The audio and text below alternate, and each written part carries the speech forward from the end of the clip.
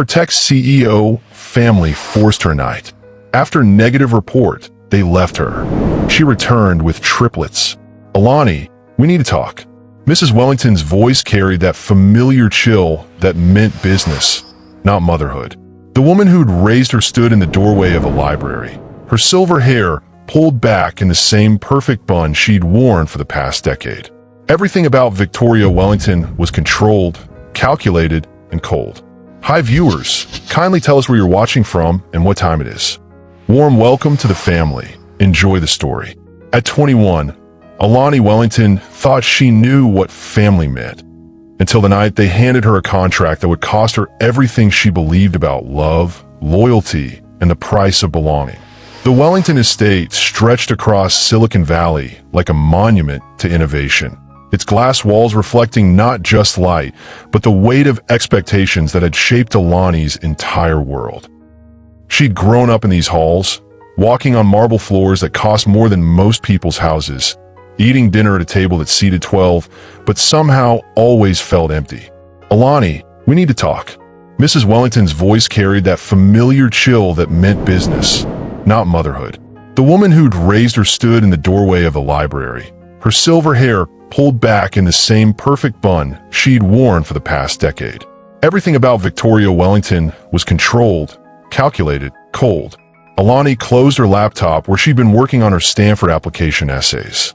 At 21, she was finally ready to start her real life, to move beyond being the grateful black daughter the Wellingtons had adopted after their image took a hit. She'd heard the whispers at charity galas, how they'd save her from Oakland, how lucky she was to live in luxury instead of poverty. Of course, she followed Mrs. Wellington down the hallway lined with family portraits. Every face in those frames was white except hers. Even after 11 years, she still felt like a visitor in someone else's museum.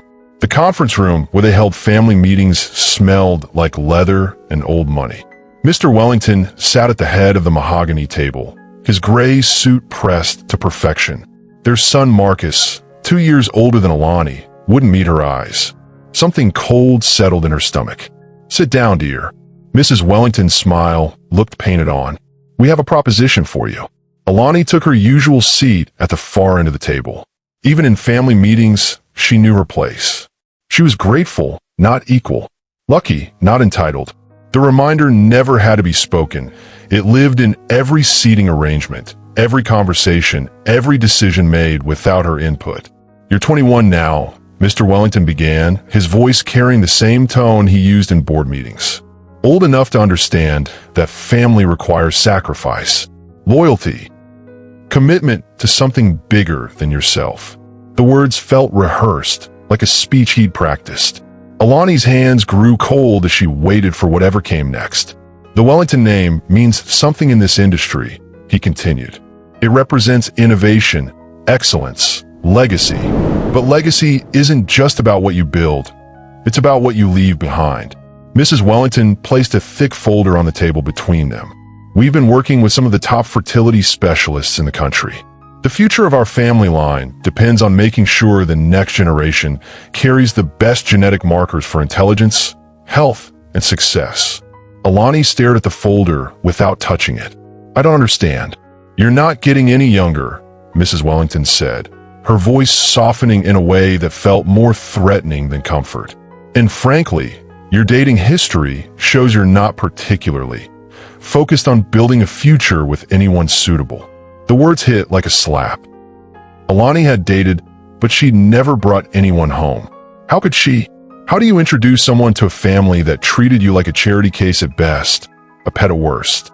"We found someone," Mr. Wellington said. "A business partner. Excellent genetics, high intelligence, perfect health markers. He's agreed to help us ensure the next generation of Wellingtons has the best possible start." The room started to feel smaller. "Help you how?" Marcus finally looked up from his phone.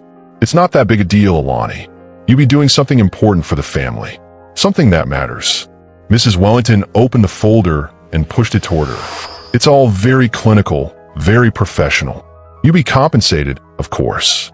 Your college tuition, a trust fund, your place in the family secured permanently." Alani's hand shook as she opened the folder. The words on the first page made her stomach turn. Medical procedures, genetic testing, fertility treatments. And at the bottom, a number that made her head spin. More money than she'd ever seen in her life.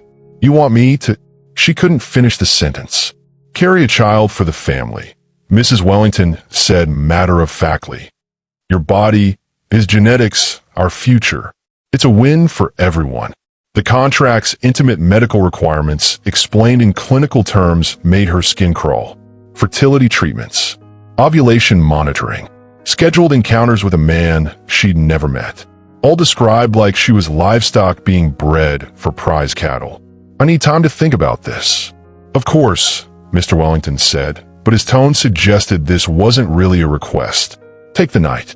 But understand, Alani, this is your chance to finally contribute something meaningful to this family. To prove your loyalty means something. The threat hung in the air like smoke. Contribute or be cut off. Prove your loyalty or lose your place. She'd always known her position in the family was conditional, but she'd never imagined the price would be this high. Have you ever trusted someone so completely that you'd sign anything they put in front of you? Share in the comments if you felt that blind faith. That night, Alani sat in her bedroom, the same room she'd lived in since she was 10 years old. The walls were painted the soft pink Mrs. Wellington had chosen, not the deep purple Alani had wanted. Even her private space wasn't really hers. She stared at the contract until the words blurred together. The money would change everything. No more walking on eggshells, no more wondering if she'd said the wrong thing at dinner. Financial security meant real security. It meant belonging, but something deep in her chest felt wrong. This wasn't love. This wasn't family. This was business. Her phone buzzed with a text from Mrs. Wellington. Remember, dear, family means making sacrifices for each other. Tomorrow morning, 9 a.m. sharp. Alani closed her eyes and tried to imagine a different life. One where she didn't have to earn her place at the table. One where her body wasn't a commodity to be traded for acceptance. But when she opened her eyes, she was still in the pink room, still holding the contract, still faced with the same impossible choice. As she signed her name on the final page, Mrs. Wellington's smile held a coldness that made her stomach turn. Welcome to the real family business, dear, she whispered, and suddenly the mansion felt less like home and more like a beautiful prison. She thought the contract was about securing her future, until she realized it was about securing their legacy at the cost of her body and soul. The private medical facility gleamed with the kind of sterile luxury that made violation feel like privilege, where consent was purchased with platinum credit cards and legal immunity. Everything from the marble floors to the gold-plated fixtures screamed money, but Alani felt poorer than she ever had in her life. Miss Wellington, the nurse's voice was professional, detached. Dr. Reeves is ready for you. Alani followed her down a hallway lined with expensive art. Abstract pieces that probably cost more than most people's houses, but felt as cold as the woman who'd raised her. The whole place felt like a museum where she was about to become an exhibit. Dr. Reeves looked exactly like what Central Casting would order for expensive fertility specialists. Silver hair, kind eyes, and the type of smile that cost $500 per consultation. Please sit down. I know this can feel overwhelming, but we're going to take excellent care of you. When do I meet him? Alani asked, her voice smaller than she'd intended.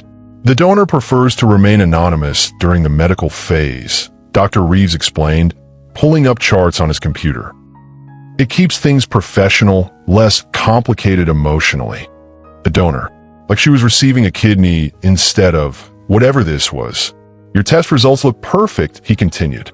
Young, healthy, excellent genetic markers. The Wellingtons chose well.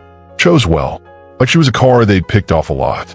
The next hour passed in a blur of medical terms and procedures. Hormone treatments, ovulation tracking, scheduled appointments that would control her body's natural rhythms. She signed forms giving doctors permission to monitor her most intimate functions, to track her cycle, to treat her like a science experiment. Any questions? Dr. Reeves asked, already reaching for his next patient's file. What if I change my mind? His smile never wavered, but something shifted in his eyes. The contract is quite comprehensive, Miss Wellington. I'm sure the family lawyers explained the terms. They had no backing out once medical procedures began. No contact with the biological father. No claims to the child once born. Her body would be monitored, managed, and controlled until she delivered what the Wellingtons wanted. When does family loyalty become self-betrayal? Have you ever felt pressured to sacrifice your boundaries for people you love? Tell me your thoughts below. The hormone treatments started immediately. Injections that made her moody, emotional, not herself. She'd wake up crying for no reason, or feeling rage that seemed to come from nowhere. Mrs. Wellington called it temporary discomfort for permanent gain. How are you feeling, dear? Mrs. Wellington asked over dinner. The same fake concern she'd shown when Alani had chickenpox at 12. Fine, Alani lied, pushing food around her plate. The hormones made everything taste different, made her stomach turn at random moments. The doctor says everything is progressing perfectly, Mr. Wellington added, like he was discussing stock options instead of her body. The donor's medical clearance came through. You'll meet him next week. Marcus looked up from his phone. He's actually pretty cool. Dad's business partner. Has like 3 degrees from MIT. You've met him? Alani asked. Of course. We've been planning this for months. Months. While she'd been writing college essays and dreaming about her future, they'd been planning to turn her into a broodmare. The betrayal hit her like a physical blow. It's not personal, Mrs. Wellington said, reading her expression. It's practical. The family needs to think about the future. But it felt personal. It felt like every hug, every birthday cake, every I love you had been a lie. Like she'd been bought and paid for at 10 years old. And now they were finally collecting on their investment. The night before she was supposed to meet the donor, Alani stood in her bathroom, staring at her reflection. The hormone treatments had changed her body. Fuller breasts, wider hips, skin that felt more sensitive to everything. She looked like a woman ready to create life, but she felt like a child who'd been asked to play dress-up in an adult's nightmare. Her phone buzzed with a text from an unknown number. Looking forward to meeting you tomorrow. James. James. The donor had a name. Somehow that made it worse. She typed back, me too, because what else was she supposed to say? I am terrified. I feel like I'm being sold. I wish I was brave enough to run. The positive pregnancy test should have been cause for celebration. Instead, as she stared at the double lines, all she could think about was the clause in the contract she'd been too trusting to read carefully. The one about genetic compatibility verification. The medical report that was supposed to secure her place in the family instead became her death sentence. 3 pages of lies that would shatter her world. The mahogany conference room, where she'd attended countless family meetings, now felt like a courtroom. The leather chairs arranged like a tribunal passing judgment on her worth. Alani sat in her usual spot at the far end of the table, but today the distance felt more like exile than hierarchy. Dr. Reeves cleared his throat as he opened the manila folder. His kind eyes from their first meeting had been replaced with something clinical, professional cold.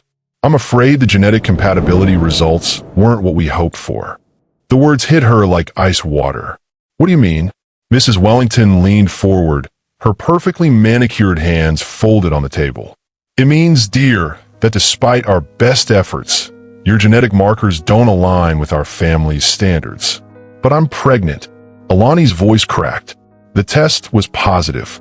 False positive, Dr. Reeves said smoothly. The hormone treatments can cause that sometimes. We ran additional tests. There's no viable pregnancy. Alani's hand went to her stomach instinctively. Her body felt different, tender, sensitive, changed in ways that felt real. But the 3 faces staring at her showed no doubt, no sympathy, no room for her reality. I don't understand, she whispered. Mr. Wellington's voice carried the same tone he used to fire employees. It means this arrangement isn't working out. We invested significant resources in this process, and unfortunately, the results don't justify continued expense. The genetic testing shows some concerning markers, Dr. Reeves continued, reading from his report. Predisposition to certain conditions, intelligence indicators below optimal levels, overall compatibility, rating insufficient for family planning purposes. The words felt like punches. Every sentence was designed to make her feel defective, worthless, broken.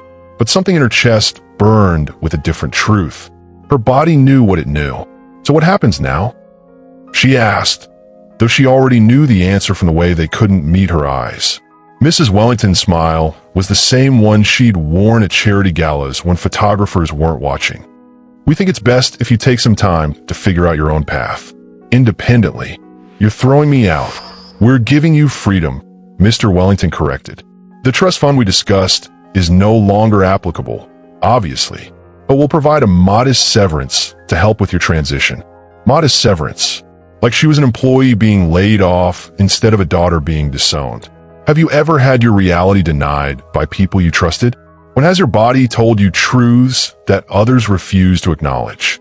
Share your experience. The modest severance turned out to be $5,000 and a single suitcase. 11 years of being their grateful daughter, reduced to what fit in carry-on luggage. This is temporary, Alani said as security walked her to the front gate.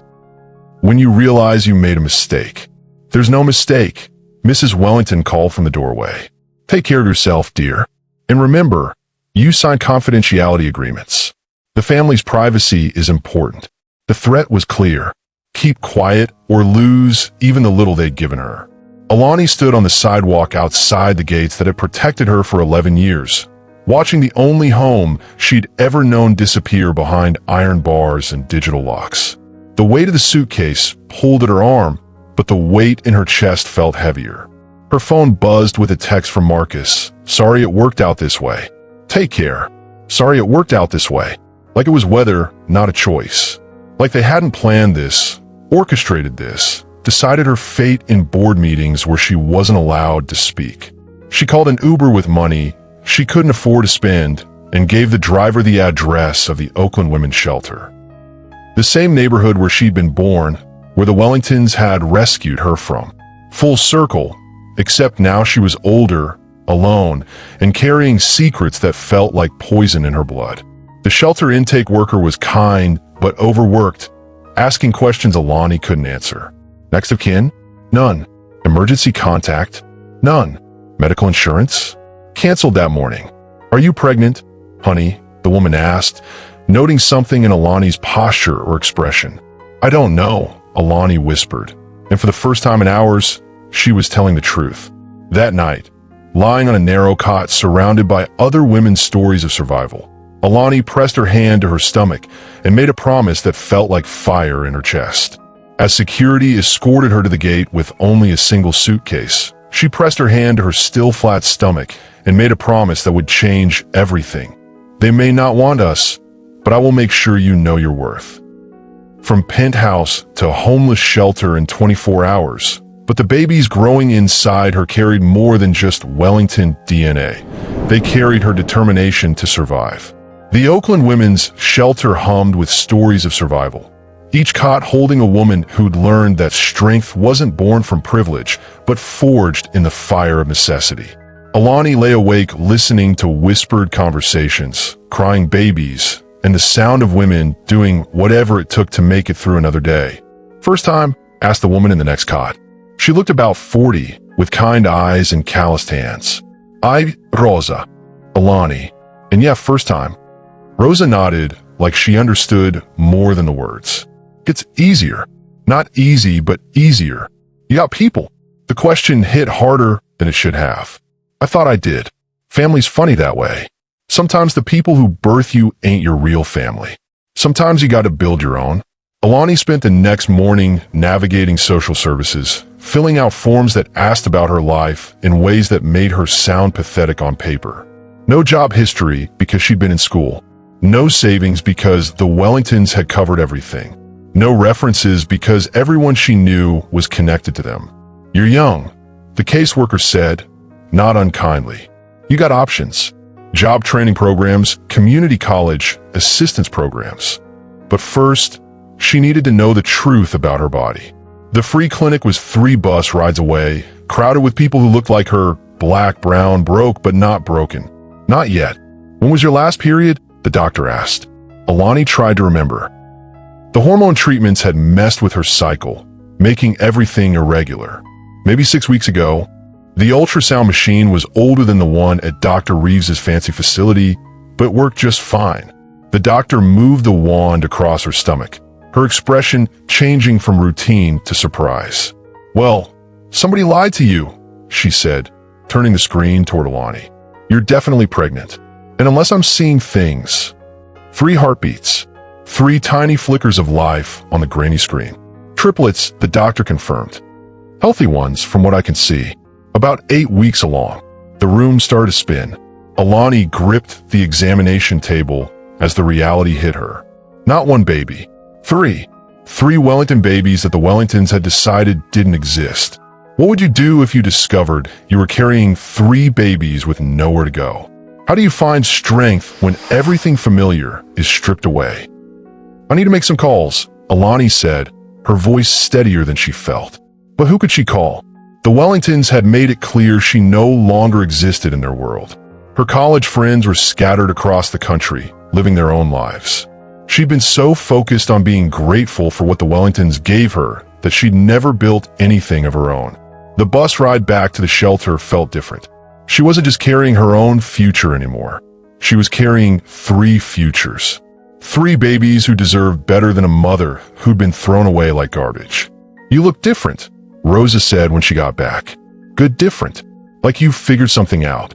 "I'm pregnant," Alani said, the words feeling strange in her mouth. "With triplets." Rosa's eyes widened. "Lord have mercy. You got a plan?" "I'm working on it." That night, Alani lay on her cot with her hand on her stomach, feeling the first tiny flutterings of movement. The babies were real, alive, growing. The Wellingtons could lie about genetic compatibility and false positives, but they couldn't lie about this. She thought about the contracts she'd signed, the confidentiality agreements, the threats about the family's privacy. But the babies growing inside her didn't belong to the Wellingtons. They belonged to her, and she was going to make sure they never had to earn their place in anyone's world. The ultrasound technician's eyes widened as she counted heartbeats. 3 healthy babies, she whispered, and for the first time since leaving the mansion, Alani smiled. The Wellingtons had thrown away a fortune, literally. While the Wellingtons celebrated their clean family image, Alani was learning that the best revenge isn't getting even, it's getting ahead. The Oakland tech hub buzzed with the energy of dreamers and disruptors, where million-dollar ideas were born in coffee shops and ambition outweighed venture capital.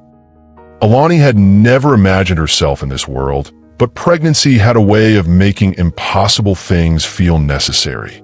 "You're sure you want to do this?" Rosa asked, helping her practice for job interviews. "Most places ain't exactly jumping to hire pregnant women."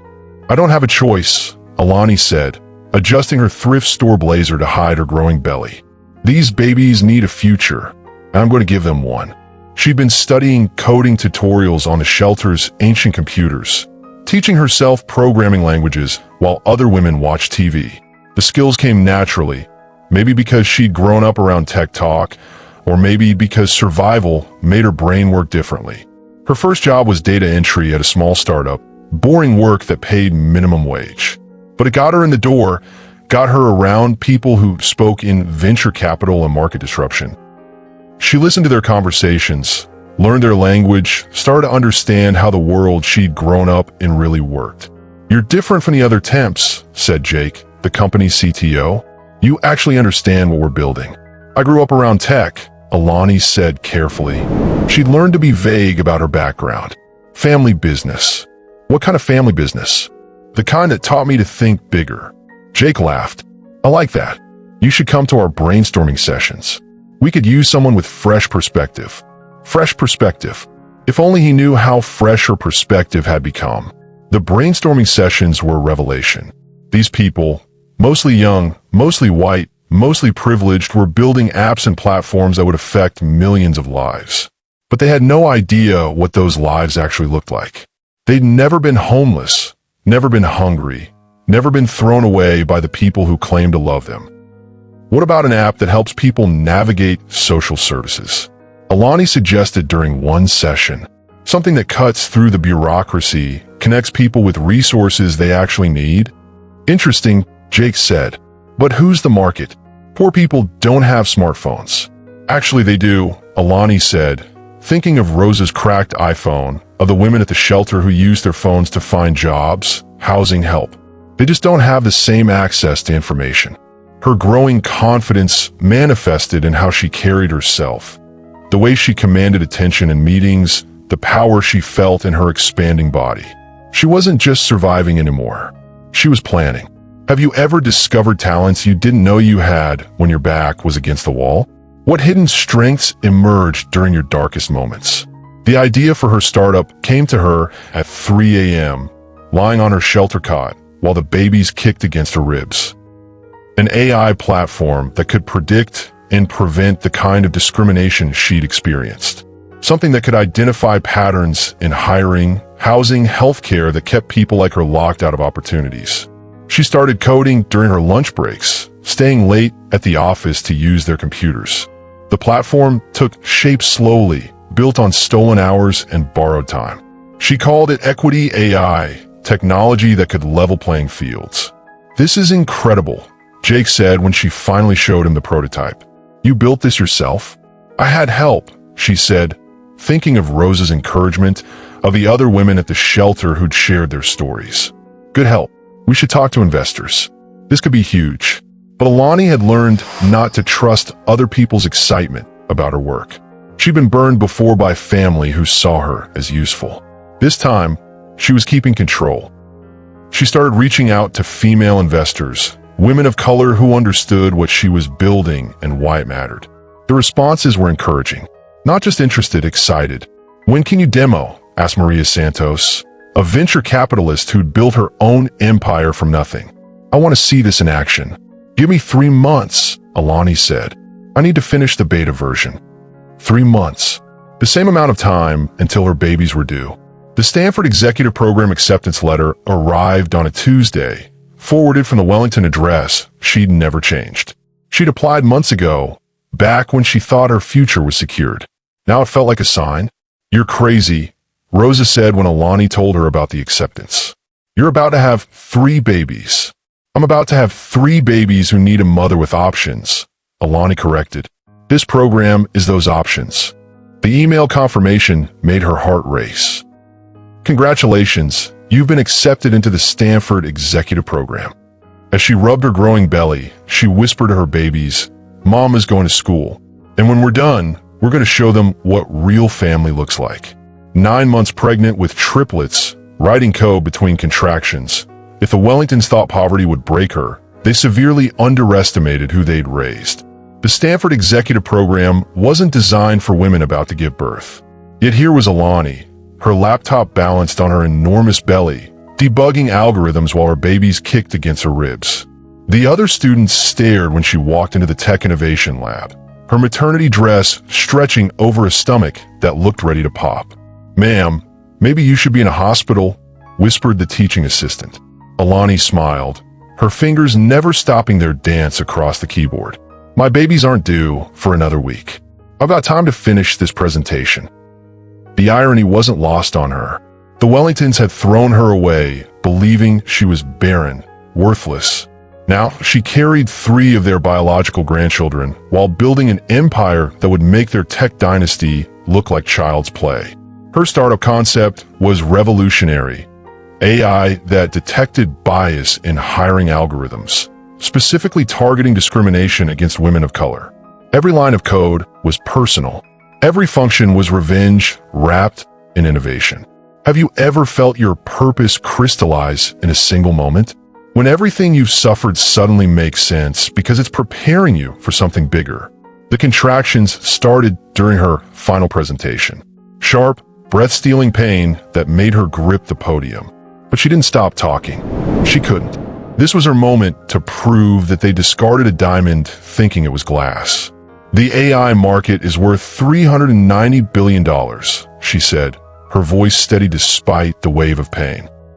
"But it's built on systems that exclude people like me. My platform changes that." The venture capitalists leaned forward. They saw dollar signs. She saw justice. Another contraction hit, stronger this time. Her water broke right there on the presentation stage, soaking her dress and the polished floor. The room erupted in chaos, but Alani raised her hand for silence. "I'm not done," she said, her voice cutting through the noise. "You want to know what determination looks like? It looks like a woman who refuses to let anyone, not poverty, not racism, not even labor pains, stop her from claiming what's hers." The ambulance arrived as she finished her pitch. The paramedics tried to rush her onto a stretcher, but she insisted on walking. She'd crawled out of the Wellington mansion broken and desperate. She would walk into motherhood as a CEO. The hospital room filled with the cries of 3 babies who would never know want, never question their worth, never have to earn their place in their mother's heart. 2 boys and a girl, all with the unmistakable Wellington jawline and those piercing green eyes that had haunted her dreams. "They're beautiful," whispered the nurse, placing the smallest baby in Alani's arms. Beautiful and powerful, Alani thought. These children carried Wellington DNA, but they would carry her values. They would know love without conditions, success without shame, family without contracts. As she held her 3 babies, Marcus Jr., David, and little Zara, she made a decision that would shake Silicon Valley to its core. It was time to introduce the triplets to their other family. The revenge she'd been planning was about to become personal. 3 years later, Alani wasn't just surviving. She was thriving, and the revenge she'd been planning was about to become a public spectacle. The penthouse office overlooked the same Silicon Valley skyline where she'd once lived in a golden cage, but now she owned the view instead of being owned by it. Her startup, BiasClear AI, had grown into a $50 million company. Tech giants begged to license her algorithms. She'd been featured on the cover of Forbes as the AI revolutionary who's changing everything. But success tasted hollow when the people who'd wronged you didn't know they'd lost. "Mama, why do we have the same eyes as the people on TV?" asked Marcus Jr., pointing at the business news showing the Wellington family at another tech conference. Alani knelt beside her 3-year-old son, her heart breaking at the innocent question. The triplets were growing into brilliant, curious children. Marcus Jr. had inherited the Wellington intelligence, but paired it with her kindness. David was quieter, more thoughtful, with an artist's soul. And Zara. Little Zara was pure fire, challenging everything with a smile that could disarm world leaders. "Because genetics are complicated, baby," she said, brushing his curls. "But family isn't about who you look like. It's about who loves you." The truth was more complex. The children deserved to know their heritage. But how do you explain to a 3-year-old that their biological family had treated their mother like a commodity? Her assistant knocked and entered with a stack of mail. "The invitation you were waiting for came in." Alani's pulse quickened as she opened the embossed envelope. The Wellington Tech Conference, the biggest industry event of the year. They wanted BiasClear AI to present alongside their company. Not knowing the CEO they were courting was the daughter they discarded. The conference was in Austin, Texas. 3,000 attendees, live streaming to millions. The perfect stage for a reckoning. "Book us 4 tickets," she told her assistant. "And reserve the presidential suite at the 4 Seasons." 4 tickets. My children and I need to attend this conference. It's time I met their grandparents. When has your moment of truth finally arrived? That instant when you realize the power has shifted and you're no longer the victim, but the one holding all the cards? Alani spent the next month preparing. She hired the best lawyers, gathered every document, and practiced her presentation until she could deliver it in her sleep. But the real preparation was emotional, steeling herself for the moment when she'd walk back into the Wellington orbit. The children were excited about their first business trip. They didn't understand the gravity of what was about to happen. To them, it was an adventure with Mama, flying on a private jet to a new city. "Will there be other kids there?" asked Zara, bouncing on the plane's seat. "No, baby. This is a grown-up event. But you 3 are special guests." Special guests who would change everything. The night before the conference, Alani stood on the hotel balcony overlooking Austin skyline. Tomorrow, she would walk into that convention center and detonate the lie the Wellingtons had built their reputation on. Tomorrow, 3 beautiful children would meet family members who denied their existence. Tomorrow, the world would learn that the perfect Wellington family had thrown away the most precious thing they'd ever owned. Her phone buzzed with a text from her lawyer. Everything's in place. The DNA results, the contracts, the medical records. You sure you want to do this publicly? Alani typed back. They humiliated me in private. Justice happens in public. She looked at her sleeping children, their faces peaceful in the moonlight streaming through the hotel window. They deserved to know their full story. They deserved to claim their inheritance. And she deserved to watch the Wellingtons' perfect facade crumble. The invitation to the Wellington Tech Conference arrived with bitter irony.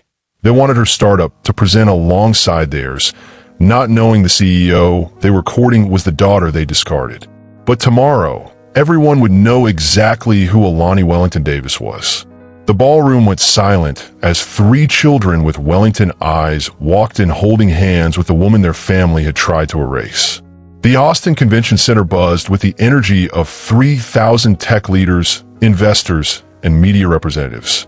Crystal chandeliers reflected off polished floors where the most powerful people in Silicon Valley mingled over champagne and networking opportunities. Alani stood at the entrance, her red dress commanding attention as she surveyed the crowd. Her children flanked her, Marcus Jr. and David in matching navy suits, little Zara in a white dress that made her look like an angel with secrets. They practiced this moment. The children knew to stay close, to smile, and to let Mama handle the talking. Remember what we talked about? She whispered to them. These people might act surprised to see us, but you 3 belong anywhere I belong.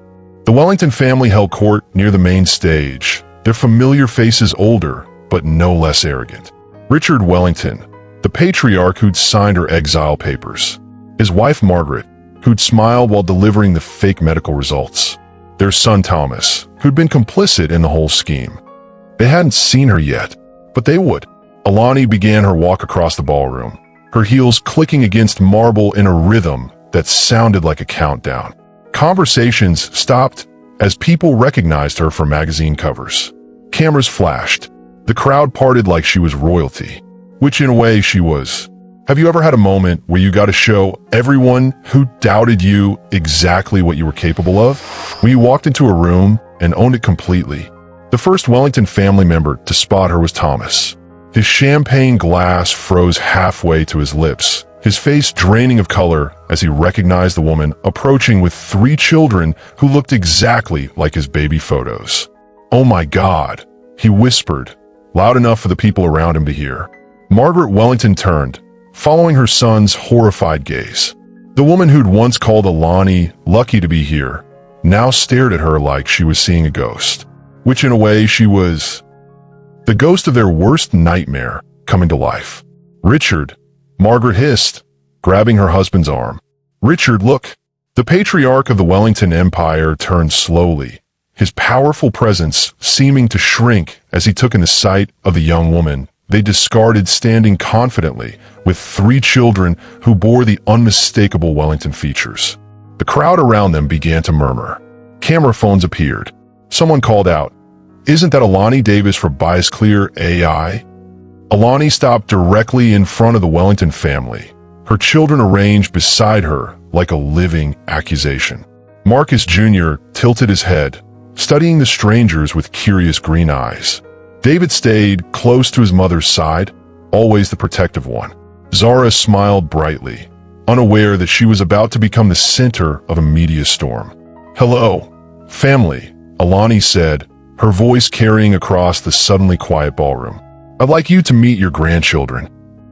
Margaret Wellington's champagne glass shattered against the marble floor, the sound echoing through the silent room like a gunshot. Richard's face went from pale to purple as he realized what was happening. Thomas took a step backward, bumping into a photographer who immediately started snapping pictures. "You," Richard managed to say, his voice barely audible. "You can't be here." "Actually, I can," Alani replied, her smile never wavering.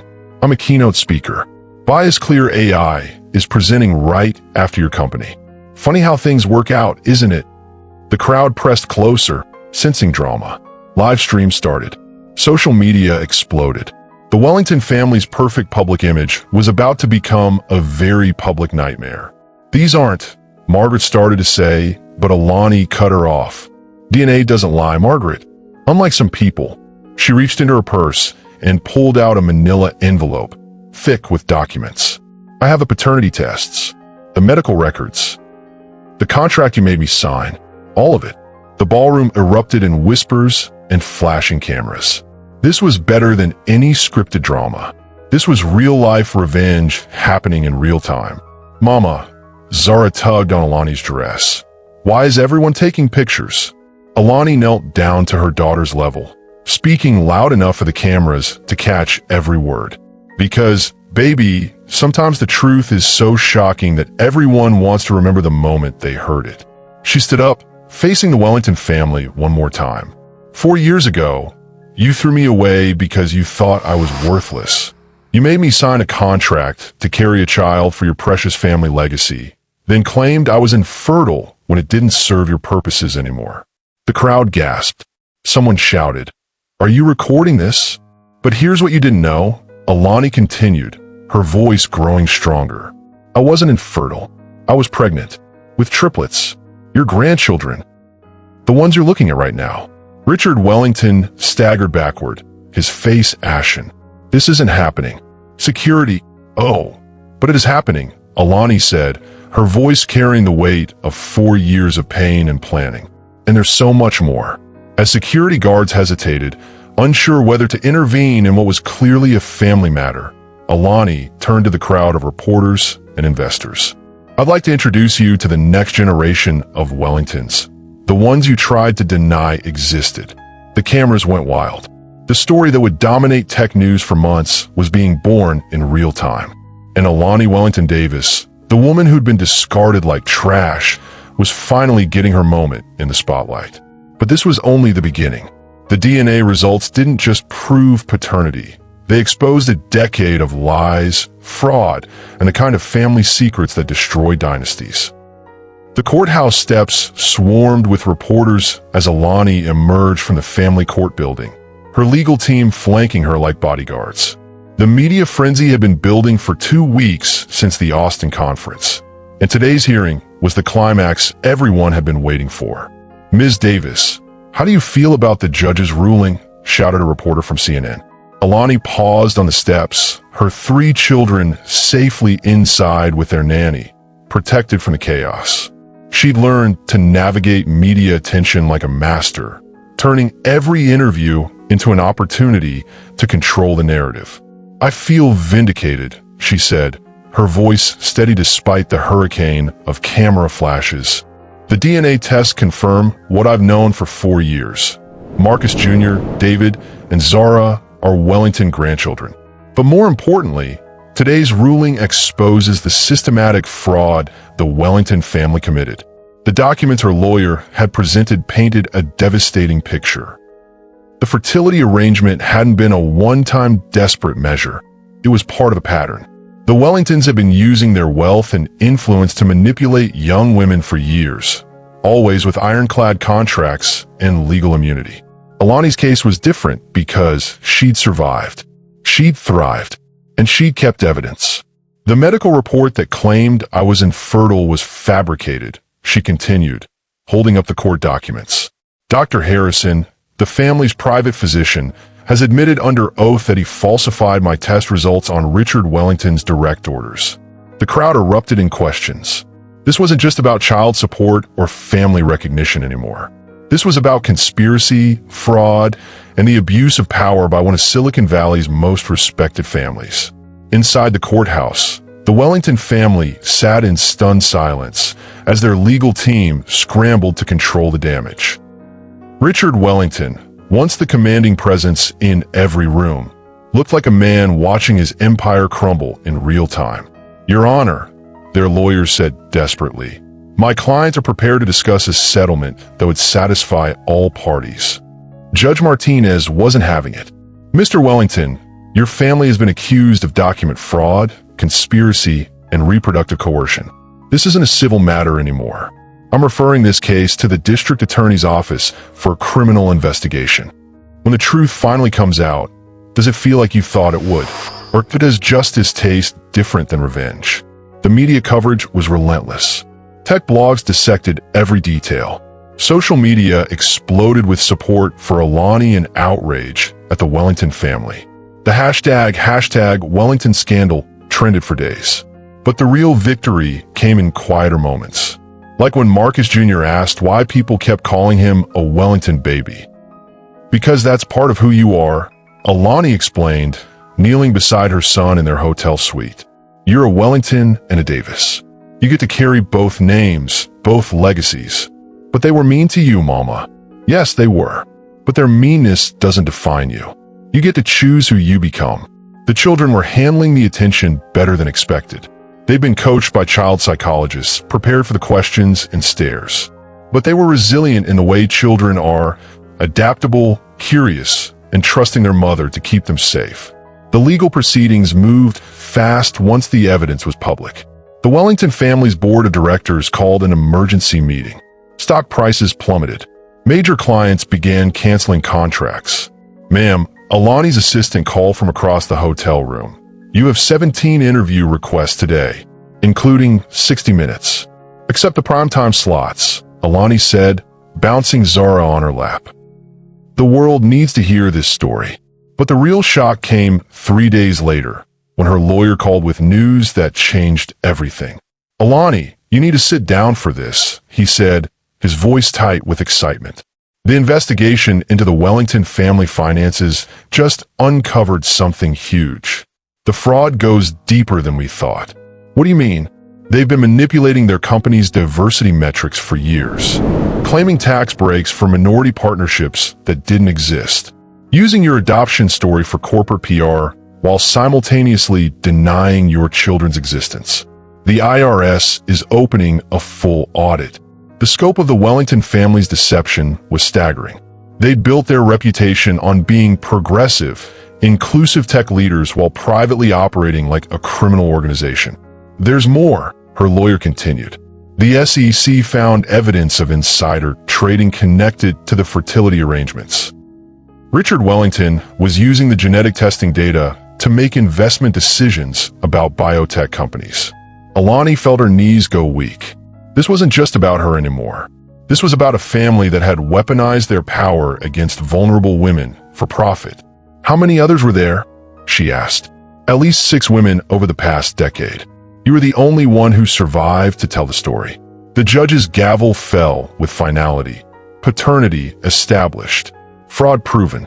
The Wellington Trust will be divided accordingly. But as Alani left the courthouse, she knew this was just the beginning. The real work was healing her children's hearts. And maybe, just maybe, making sure no other young woman would ever have to sign a contract like the one that had almost destroyed her. Money couldn't buy back the years of lies, but it could build a future where no adoptive child would ever have to choose between family and dignity. The foundation's headquarters rose from Oakland's revitalized downtown, its glass facade reflecting both the struggles of the past and the promise of the future.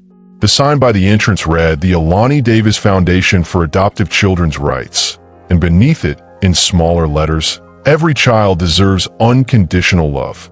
6 months after the court ruling, Alani had transformed her legal victory into something bigger, a movement. The settlement from the Wellington family had been substantial, but she donated most of it to the foundation. Money was just a tool. Change was the goal. "Mama, why are there so many people here?" asked David, peering through the window at the crowd gathering for the foundation's official opening ceremony. "Because, baby, there are lots of children who need help, and lots of adults who want to help them." The foundation offered legal support to adoptive children facing discrimination, counseling services for families in crisis, and education programs about adoptive children's rights. But the real innovation was the database, a secure platform where adopted children could access their full medical and family history without fear of exploitation. Alani had learned from her own experience. Information was power. Secrets were weapons. Transparency was protection.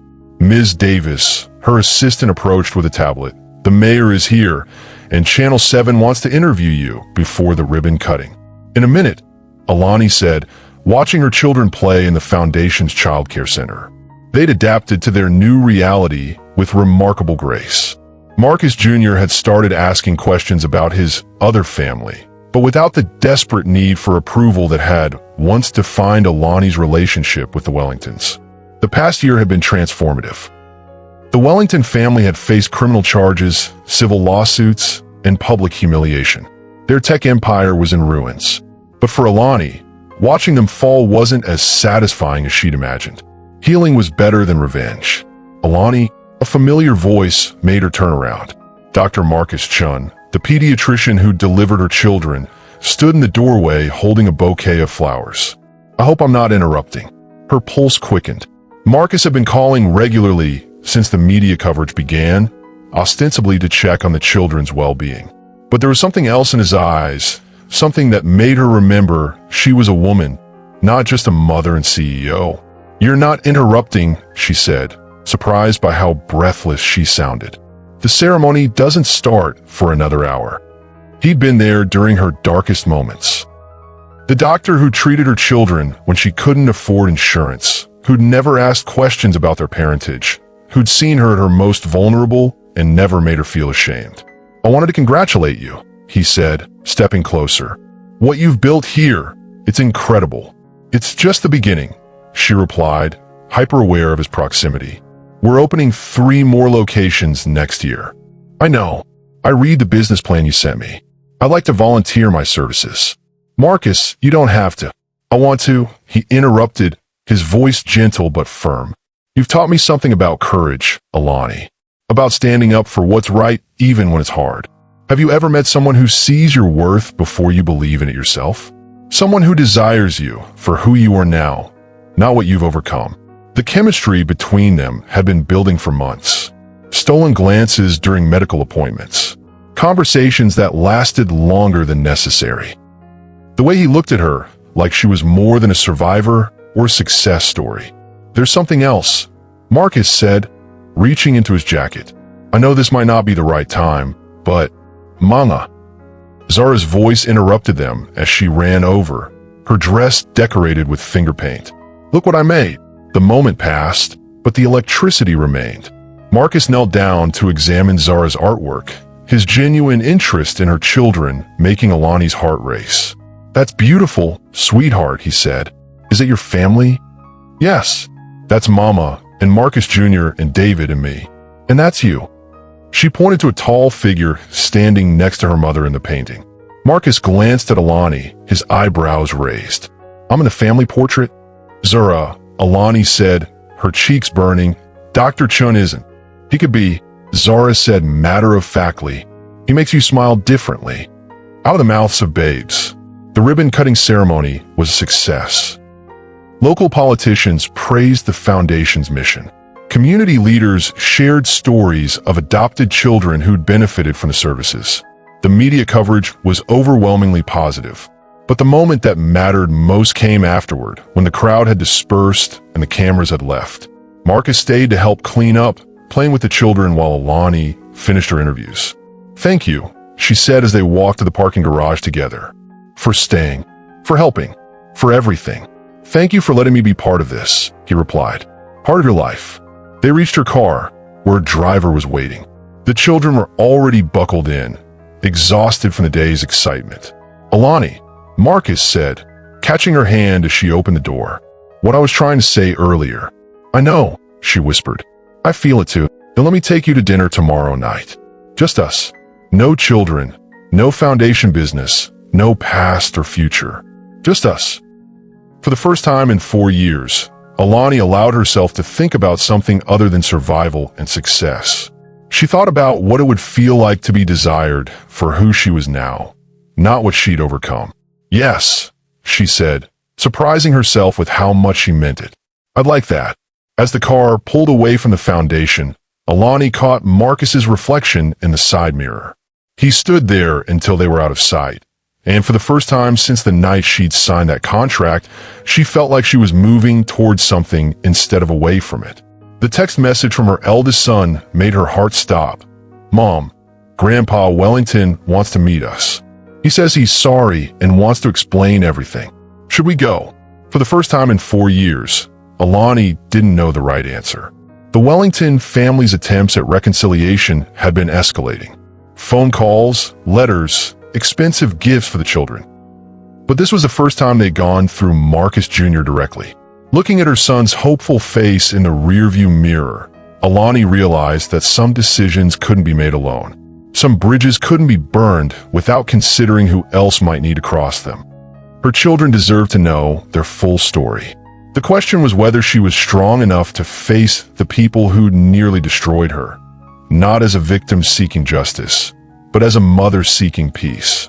The family patriarch's deathbed confession revealed the real reason behind the fertility arrangement, and it wasn't what anyone expected. Charles Wellington III lay dying in a private suite at Stanford Medical Center, his empire crumbling around him while his granddaughter held all the cards. The old man who'd once commanded boardrooms now struggled to breathe, his oxygen mask fogging with each labored breath. But his eyes, those sharp Wellington eyes that her triplets had inherited, remained alert and desperate. "Alani," he whispered, his voice barely audible above the beeping machines. "Please, I need to tell you the truth."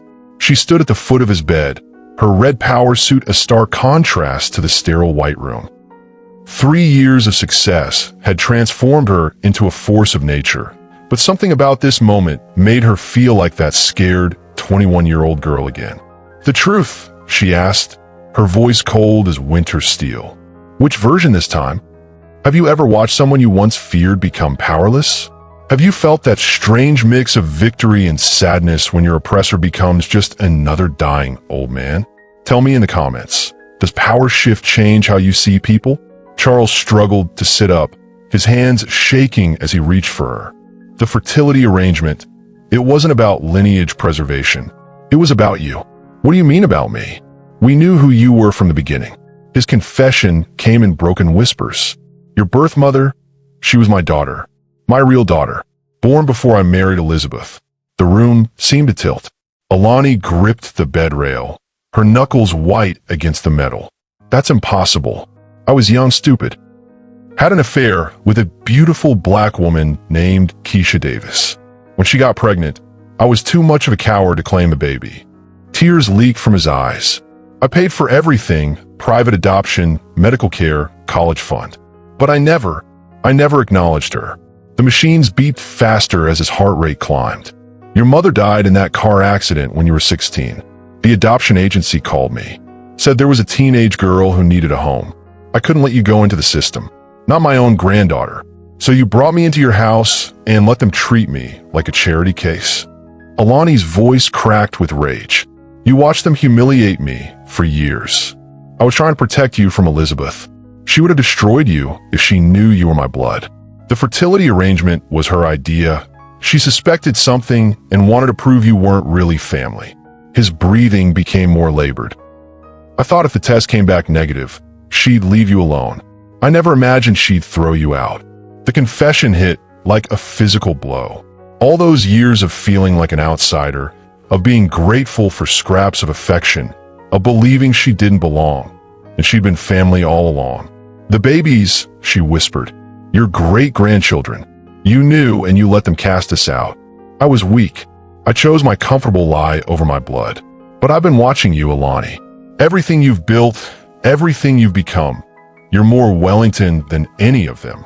She wanted to hate him. She wanted to walk away and let him die with his guilt. But looking at this broken old man, she saw something else. The fear in his eyes wasn't about death. It was about leaving his true legacy in pieces. "There's more," he gasped, his hand fumbling for the bedside drawer. "The real Wellington fortune, the one they don't know about." He pressed a small key in her palm, his fingers cold and trembling. "Safety deposit box at First National. Everything I built before I married Elizabeth. It was always meant for you. For my daughter's daughter." "Why now?" she asked, tears she hadn't expected burning her eyes. "Why tell me this now?" "Because those children of yours, they're the real future of this family.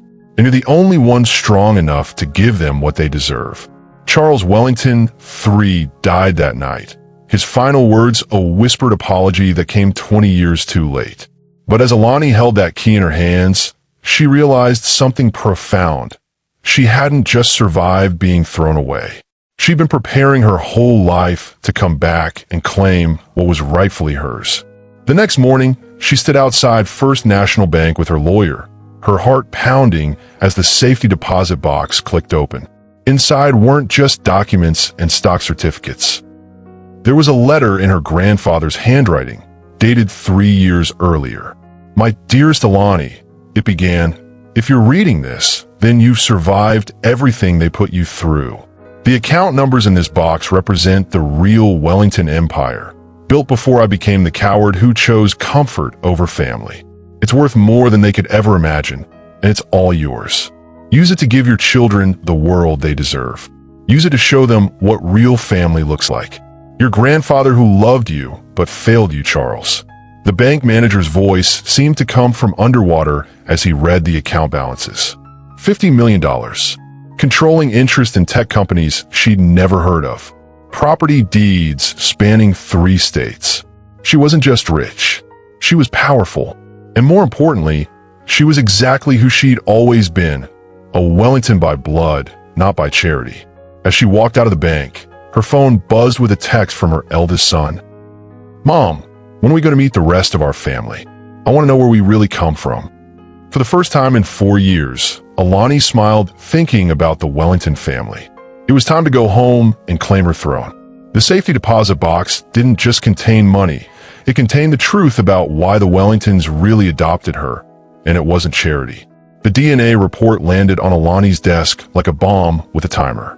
She'd ordered it after her grandfather's confession, needing scientific proof of what her heart already knew. But the results revealed something that made her hands shake as she read the technical language. Maternal lineage confirmed. Subject shares 25% genetic markers with Charles Wellington III. The clinical words couldn't capture the earthquake happening in her chest. Paternal lineage indicates subject's father is David Chun, former Wellington Industries partner. She read the name 3 times before it sank in. David Chun. The man who died in the same car accident as her mother. The Wellington business partner who'd supposedly embezzled millions before his death. Her parents hadn't been criminals. They'd been victims. The private investigator she'd hired knocked on her office door, his face grim with discoveries. "Ms. Davis, you need to see this." The files he spread across her conference table painted a picture that made her sick. Her parents had discovered financial fraud within Wellington Industries. They'd been preparing to expose it when their car mysteriously crashed on a rainy night in 2005. "The accident report was sealed," the investigator explained. "But I found the original mechanic's assessment. Brake lines were cut. Your parents were murdered. The room spun around her. Not only had she been family all along, but her parents had been killed to protect Wellington's secrets. She'd been raised by the people who'd ordered their deaths. There's more," he continued, pulling out bank records. "Your grandfather wasn't lying about the hidden fortune. David Chin wasn't embezzling. He was hiding assets to protect them from the fraud scheme. These accounts were meant to be your inheritance." The numbers were staggering. Her parents had been worth over $100 million. They died trying to expose the corruption that had made the Wellingtons rich. "Ma'am, legally speaking, you're not just a Wellington heir. You're the rightful owner of the entire empire. The current family has been living off money that belonged to your parents." That night, Alani stood in her penthouse, looking out at the city lights while her children slept.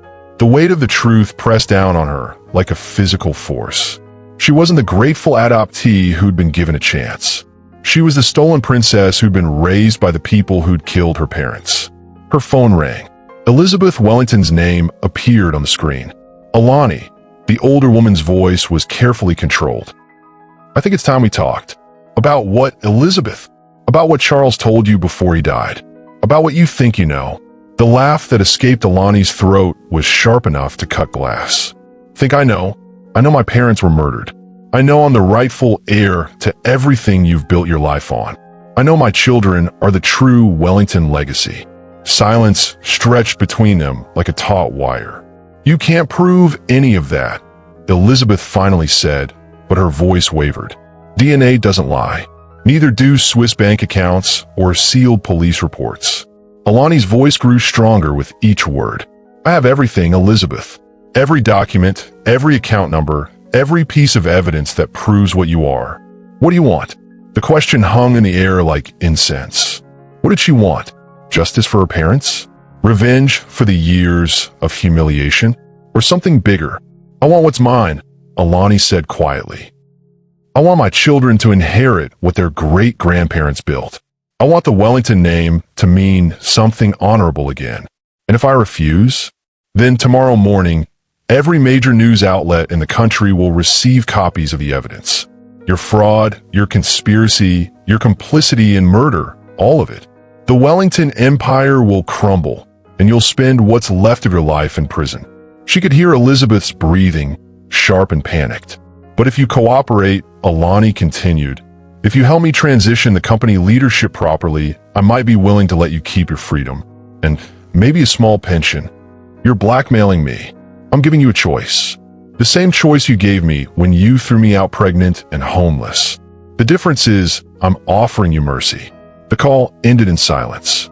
Alani poured herself a glass of wine and walked to her children's rooms. They slept peacefully, unaware that their mother had just claimed an empire. In the morning, she would begin the process of taking back what was stolen. But tonight, she simply watched her babies dream, knowing that when they woke up, they would be the rightful heirs to one of the most powerful companies in America. The girl who'd been discarded for not being real family was about to show them what real power looked like. The adoptive family thought they were doing charity. They were actually raising the heir to the throne they'd stolen from her bloodline. The Wellington Industries boardroom had never seen anything like it. Alani walked in wearing a black power suit that cost more than most people's cars, her children's hands in hers, her lawyer carrying boxes of evidence that would reshape Silicon Valley forever. Elizabeth Wellington sat at the head of the table, her usual position of power looking suddenly fragile. The other board members, her sons, her allies, her co-conspirators, shifted uncomfortably as Alani took the seat directly across from her. Ladies and gentlemen, Alani began, her voice carrying the authority of someone who knew exactly who she was. I'm here to discuss the illegal occupation of my family's company. This is ridiculous. Marcus Wellington, Elizabeth's eldest son, started to object. Is it? Alani's lawyer opened the first box. Because the DNA evidence says otherwise. The bank records say otherwise. The police reports say otherwise. The documents spread across the mahogany table like playing cards in a high-stakes game. Birth certificates, financial records, evidence of fraud dating back 20 years. The paper trail that proved the Wellingtons had built their empire on stolen money and covered it up with murder. Your parents were David Chun and Keisha Davis. Alani continued, looking directly at Elizabeth. They discovered your embezzlement scheme in 2005. They're going to expose you, so you had them killed and made it look like an accident. That's a serious accusation, Elizabeth said, but her voice shook. It's not an accusation. It's a fact. Alani pulled out the police report. The original investigation was buried, but money talks. The mechanic who examined the car confirmed the brake lines were cut. Your husband's assistant kept records of the payments made to the man who did it. The room fell silent except for the whisper of papers and the sound of Elizabeth's labored breathing. You took me in not out of charity, but out of guilt, Alani continued. You knew I was family, but you couldn't risk me finding out the truth. So you kept me close, kept me grateful, kept me believing I was lucky to be there. Have you ever watched someone's whole world crumble in real time? Have you seen the moment when someone realizes their lies have finally caught up with them? Tell me in the comments, does justice feel different when you're the one serving it? The fertility arrangement was Elizabeth's insurance policy, Alani's lawyer explained to the board. She suspected Alani might be Charles's granddaughter, so she devised a plan to prove otherwise. When the test came back positive, she panicked and threw Alani out, hoping to silence her permanently. But here's the beautiful part. Alani said, her voice growing stronger. My children aren't just Wellingtons. They're Chindavis heirs. They have a stronger claim to this company than anyone in this room. She pulled out the final document, a corporate charter from 1987 that established Wellington Industries as a partnership between Charles Wellington and David Chun. Equal partners, equal shares, equal inheritance rights. David Chin's stake in this company never transferred to the Wellingtons. It went to his daughter, my mother. When she died, it passed to me. And when I die, it passes to my children. The math was simple and devastating. Alani owned 51% of Wellington Industries. She wasn't just family, she was the majority shareholder. This is impossible, Elizabeth whispered. Genetics don't lie. Legal documents don't lie. The only liars in this room are you and your family. Alani stood, her presence commanding the space. I'm calling for an immediate vote of no confidence in current leadership and a transfer of control to the rightful heir. You can't do this, Marcus said, but his voice lacked conviction. I already have. Alani's lawyer handed him a stack of papers. The SEC has been notified. The FBI has copies of the evidence. The courts have frozen all Wellington family assets pending investigation. The only question now is whether you cooperate or whether you face criminal charges. The vote was swift and unanimous. The board members who'd once looked at her with pity now looked at her with fear and respect. She wasn't the grateful adoptee anymore. She was the rightful queen reclaiming her throne. All in favor of transferring control of Wellington Industries to Alani Chindavis? 8 hands rose. Elizabeth's remained folded in her lap. Motion carries. The lawyer's voice made it official. Ms. Chindavis, you are now the controlling shareholder and CEO of Wellington Industries. As Alani sat in the chair that had been stolen from her bloodline, she looked at her children, who were quietly coloring in the corner. They had no idea they just inherited an empire, but they would grow up knowing they belonged, knowing they were wanted, knowing they were loved. There will be changes, she announced to the room. This company will operate with integrity. It will serve its employees, its customers, and its community. It will be something my parents would be proud of. Elizabeth stood shakily, her face pale. What happens to us? Alani considered the question. These people had stolen her inheritance, murdered her parents, and thrown her away like garbage. They deserved to lose everything. But her children were watching, learning what justice looked like. You'll keep your stock options, but lose your voting rights. You'll have comfortable retirements, but no power. And you'll live with the knowledge that the girl you threw away came back and took everything you thought was yours. It was mercy tempered with justice, punishment wrapped in grace.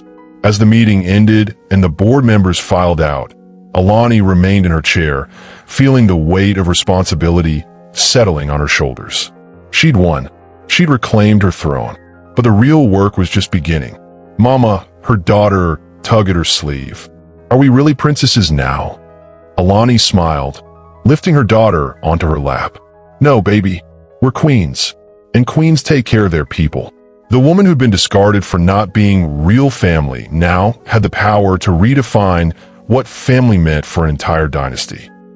6 months after taking control of Wellington Industries, Alani stood in the company's redesigned headquarters, watching her children play in the executive daycare center she'd built on the top floor.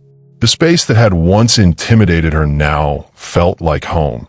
Not because she'd conquered it, but because she'd transformed it into something worthy of the Wellington name. The quarterly reports are in, her assistant announced, setting a stack of documents on her desk. Revenue is up 40%, employee satisfaction is at an all-time high, and the board wants to discuss expanding the childcare program to all locations. Alani smiled as she watched her triplets through the glass wall. At 4 years old, they were confident, curious, and completely unaware that they'd inherited one of the most powerful companies in Silicon Valley. They just knew Mama worked in a building with really good snacks and a playground on the roof. Schedule the board meeting for Thursday, she said, and make sure the Wellington family is invited. It's time we discuss the future. The relationship with her adoptive family had been complicated since the takeover. Marcus had moved to Portland and started a small consulting firm. James had entered rehab and was slowly rebuilding his life. Their mother Elizabeth had retreated to a modest house in Napa, where she spent her days gardening and writing what she claimed were memoirs. Only their father, Robert, had stayed in Silicon Valley, working as a senior advisor to Alani's leadership team. The transition had been awkward at first. The man who'd once seen her as a charity case now reported directly to her. But slowly, carefully, they built something that resembled respect. "Ms. Chun Davis," Robert knocked on her office door. "Do you have a moment?" "Of course." She gestured to the chair across from her desk. "What's on your mind?" "I wanted to discuss the scholarship program you're launching. The one for adopted children in tech fields." Alani had announced the program the previous month, a full-ride scholarship to Stanford for 50 adopted children each year, with mentorship and job placement guaranteed. The Wellington Industries Board had approved it unanimously, understanding that their new CEO's philanthropy was as strategic as it was personal. "I think it's important," she said carefully. "There are too many kids aging out of the system without support." "Elizabeth wants to contribute," Robert said quietly. "She's been working on the application review process, trying to make sure the selection criteria are fair." The irony wasn't lost on either of them. The woman who'd thrown out an adopted daughter was now working to help other adopted children succeed. "How is she doing?" Alani asked, surprising herself with her genuine concern. "Better. The therapy is helping. She's been writing letters to you, but she's afraid to send them." "Letters saying what?" Robert shifted in his chair, looking uncomfortable. "Apologizing, explaining. Try to understand how she became someone who could do what she did to you. Have you ever wondered what it feels like to forgive someone who nearly destroyed you? Have you felt the strange power that comes with showing mercy to someone who showed you none? Tell me in the comments. Does forgiveness heal the forgiver or the forgiven?" "I don't need her apologies," Alani said, but her voice lacked conviction. "Maybe not, but she needs to give them. And maybe your children need to know that people can change, that family isn't just about blood or law. It's about choice." That evening, Alani sat in her penthouse, watching the sunset paint the sky in shades of forgiveness. Her children were asleep, worn out from a day of swimming and laughing and being loved unconditionally. Marcus Chun, her fiancé, was in the kitchen preparing dinner, his voice carrying as he hummed an old song. The doorbell rang, and she opened it to find Elizabeth Wellington holding a small wrapped package. "I know I don't have the right to be here," Elizabeth said, her voice small and uncertain. "But I wanted to give this to you before I lost my courage." Inside the package was a photo album, pictures of Alani's parents that had been hidden away for 20 years. David Chun and Keisha Davis laughing at a company picnic, dancing at a holiday party, looking young and in love and completely unaware that their time was running out. "I kept these," Elizabeth whispered. "I told myself it was evidence, but really, I couldn't bear to throw them away. They were so happy together, so full of life." Alani's hand shook as she turned the pages. Here was her father teaching her mother to play chess. Here was her mother showing off her engagement ring. Here were two people who'd loved each other enough to die for the truth.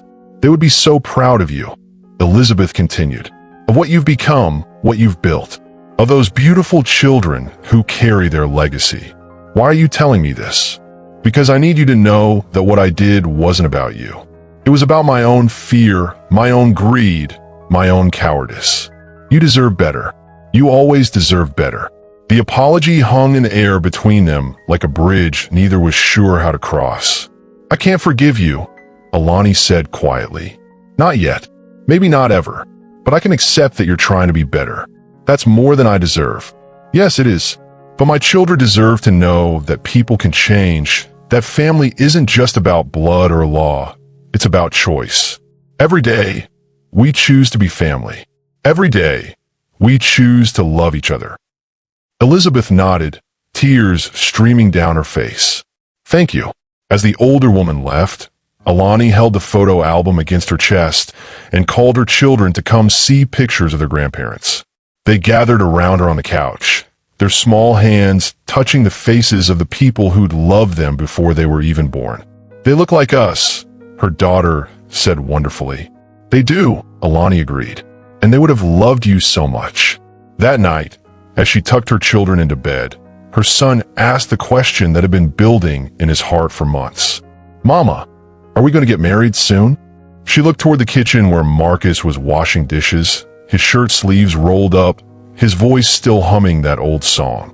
The man who'd loved her before she was powerful, who'd stood by her through the legal battles and media storms, who'd chosen her family as his own. Yes, baby. Very soon. Will there be cake? So much cake you'll be sick of it. As her children drifted off to sleep, Alani stood in her doorway, thinking about the wedding she was planning. Not the society event the old Wellington family would have demanded, but something real and meaningful. Something that celebrated not just her love for Marcus, but her love for the family she'd built from the ashes of betrayal. The girl who'd once signed a contract to sacrifice her body for belonging was about to walk down the aisle, surrounded by people who'd chosen to love her exactly as she was. The woman who'd once signed a contract to sacrifice her body for belonging now stood at the altar, surrounded by the family she'd chosen and the empire she'd reclaimed. The wedding garden bloomed with flowers chosen by 3 children who'd learned that family isn't about blood or contracts. It's about choice, commitment, and unconditional love.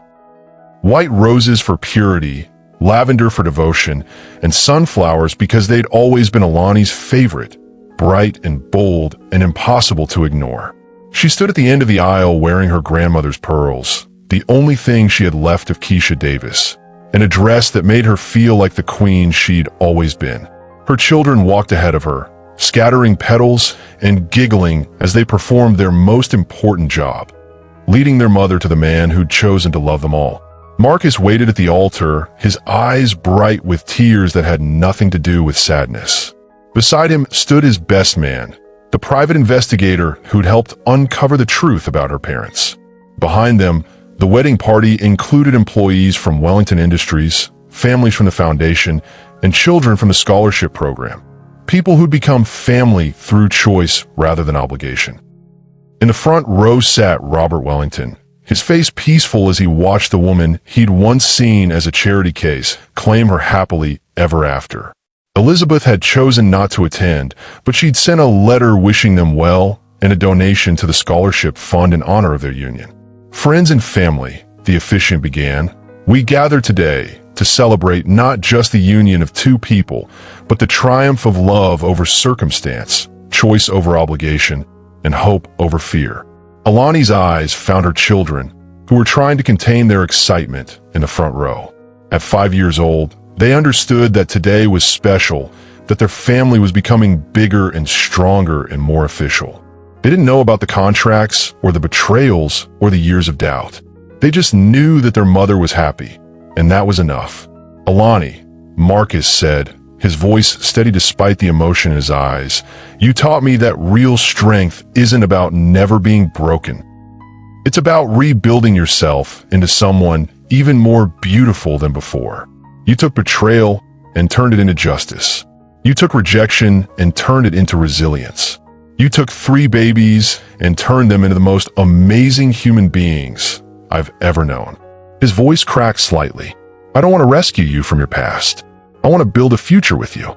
I want to be the man who gets to love you not in spite of your scars, but because of the strength they represent. Have you ever felt completely seen by another person? Have you experienced the moment when someone chooses to love not just your victories, but your vulnerabilities? Tell me in the comments about the moment you knew you'd found your person.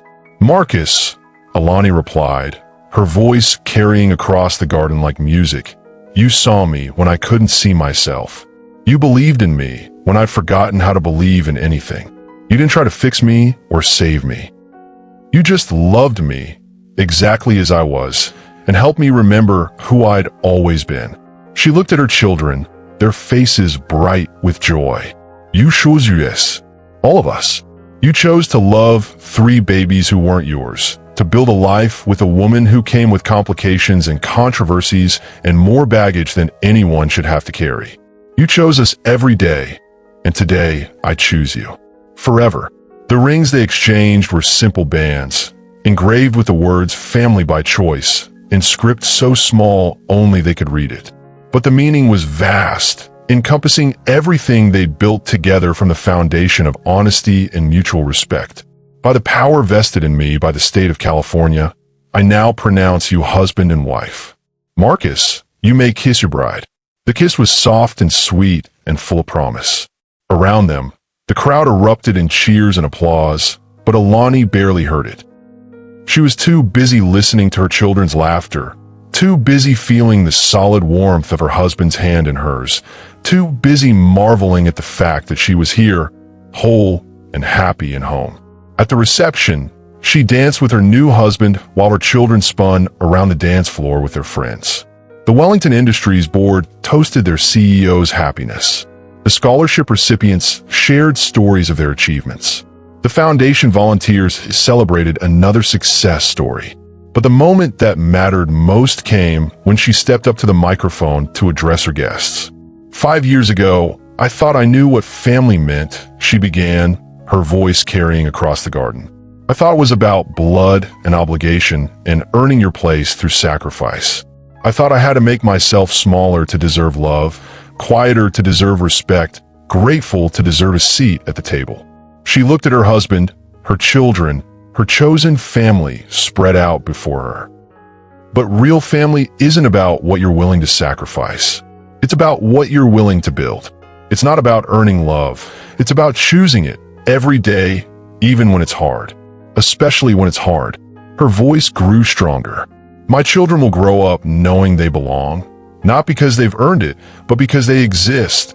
They'll know that their worth isn't conditional on their behavior or their achievements or their ability to make other people comfortable. They'll know that love isn't something you trade for. It's something you give freely and receive gratefully. She raised her glass to family by choice, to love by decision, to the truth that we are all worthy of belonging, just as we are. The toast echoed across the garden, but Alani was already thinking about Monday morning, when she'd return to Wellington Industries and continue the work of building something worthy of her parents' sacrifice.